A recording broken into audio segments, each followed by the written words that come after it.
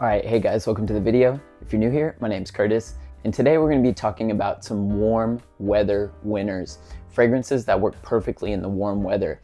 Actually today, it's going to be kind of a hot one here in Japan, in Chiba where I'm at, but I feel like these fragrances will work perfectly in this type of weather. So today it's going to be about, I think it gets up to about 28 degrees, and then the temperature kind of dives back down into those normal spring temperatures like we usually have. So today's going to be an unusually kind of warm day for spring, but I feel like these fragrances shine in this type of weather. So if you're curious to hear my thoughts and opinions on these fragrances, then let's go. First up, from the house of Paris Monte Carlo, we have Rose de Taif extrait. So yeah, you guys know, if you've been following my channel for any amount of time, you guys know that this is my favorite rose fragrance in my entire collection.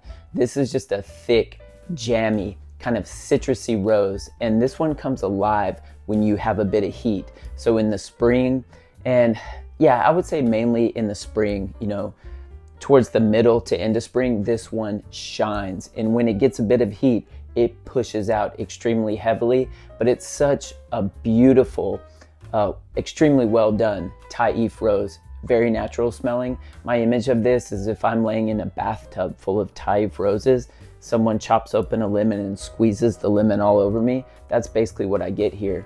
In the House of Paris Monte Carlo, whenever they do citruses, they do them extremely well. I feel like, in my opinion, hands down, Paris Monte Carlo does the best citruses in fragrances. They also have like a summery citrus line, and I feel like all of them are winners. I do have one of those, and I'm looking to sample the rest of the line, hopefully soon.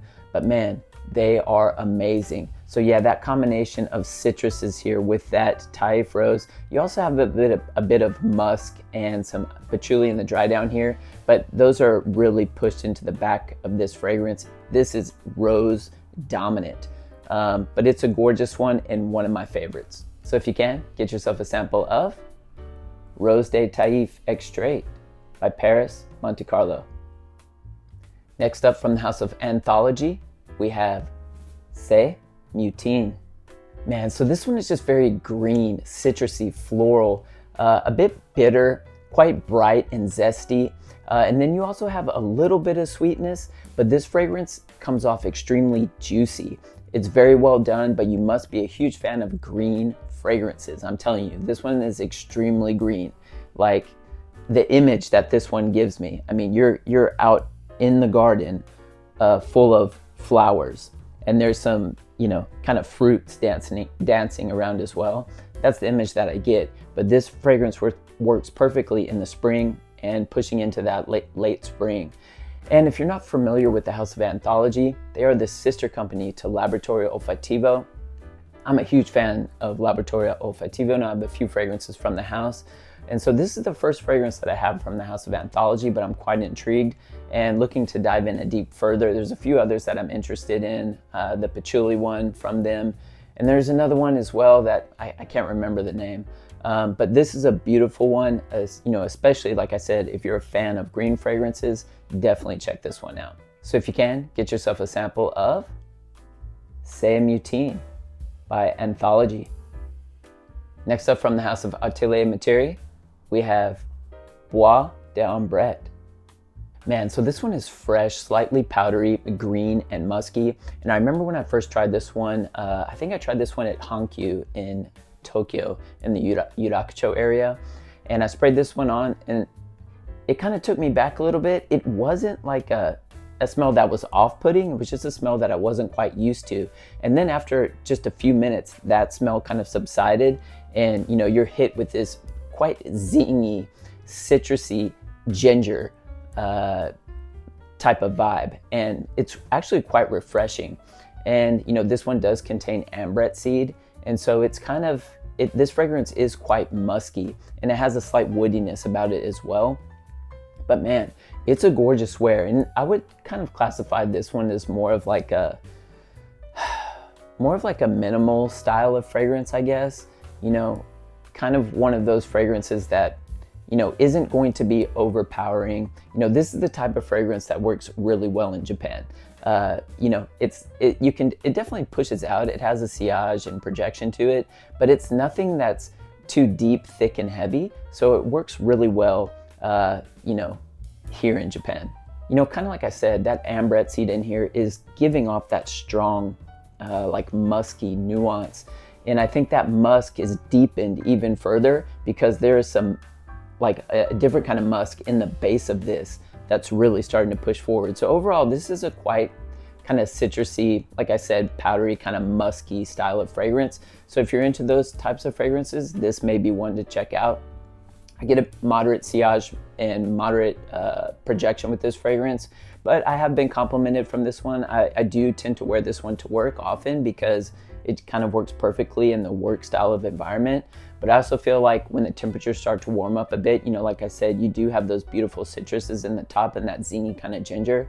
And so I feel like it's really gonna push out a bit heavier with that heat. And so I'm looking forward to wearing this one when things warm up even more. It might be good for a day like today since we're having that kind of hot weather. So I might actually wear this one. This could be my fragrance of the day today. Not quite sure. But yeah, this is a beautiful one and definitely one to check out. So if you can, get yourself a sample of Bois de Ambrette by Atelier Materi. Next up from the house of Jent, we have Paper Soap. All right, so this one's quite simple. This is just an aldehydic, soapy bomb. So if you're just looking to smell fresh and clean, then this is the type of fragrance for you. There is a bit more depth and character, and it's not just about the aldehydes. However, the aldehydes are quite prominent in this fragrance. So if you're not a fan of aldehydic fragrances, you may want to stay away from this one. But this is a really easy wear, and it works well in this climate here in Japan. But you do have some aldehydes in the top. You also have a bit of rose, geranium, and lavender in here. And then when you start to push into the base, you get a bit of muskiness. But again, very easy, gorgeous wear. And one thing that I can tell you guys, so you can buy Jent in the States through Lucky Scent. But if you've noticed, if you have been to the Lucky Scent site, you'll notice that a bottle like this, a 50 ml bottle, goes for about $100. Now, if you're planning to come to Japan, buy Jent in Japan because it's about $35 for this bottle. So, there is quite a massive price difference. So, if you're coming to Japan and you're interested in Jent, buy some Jent bottles in Japan because it will be much cheaper. But yeah, this is a great house. They definitely have some interesting fragrances, and a lot of their fragrances kind of cater towards like the Japanese aesthetic. So, if you are a fan of Japanese culture, then Jent may be a brand for you to check out. And, it might even be a good souvenir because, these are scents that are made in Japan and kind of definitely more so for a Japanese kind of aesthetic, like I mentioned before. But yeah, this is a great one. And it's, like I said, very refreshing, clean, has that soapiness type of vibe, easy wear, and definitely one for the warmer weather. So if you can, get yourself a sample of Paper Soap by Jent. And finally, from the house of MFK, we have Gentle Fluidity Silver. Yeah, man, so this one is such an easy wear and definitely one of my favorites from the house of MFK. You get a very metallic kind of juniper berry that pushes off in the beginning of this fragrance. It almost gives it kind of like a gin and tonic type of vibe. And then when you start to dry down, you get some kind of very light, subtle, ambery and vanillic touches here, which adds a bit of sweetness and a lot of depth and character to this fragrance. And there's a slight muskiness about this one too. But overall, this is such a gorgeous, very refreshing, easy wear. It works perfectly in the heat. And I'll even reach for this one, in the summertime. But if I'm wearing this one in the summer, we have very humid summers here in Japan. When I'm wearing this one in the summer, I would tend to pull for this one in the evening when I want to smell fresh and clean and the humidity's kind of dipped down a bit. This one works perfectly in the summer evenings for me here in Japan. But yeah, overall, such a stunning one. And if you guys are familiar with this fragrance, you know that it has amazing performance. When I wear this one, I do 2, maybe 3 sprays, depending on where I'm gonna be, because if I'm gonna be indoors, 3 sprays will fill the room. This is quite strong and it pushes off quite heavily. So, you know, depending on where I'm going, I'll adjust the sprays. But man, this one's such a lovely scent and I enjoy the wearing experience each time. So if you can, get yourself a sample of Gentle Fluidity Silver by MFK. All right guys, so that's all I have for you for today. Don't forget to like and subscribe if you enjoyed today's content. And let me know down in the comment section, what are some of your go-to warm weather fragrances? I'd love to hear about them. Well, I hope you guys are staying healthy and well, and I'll see you in the next video.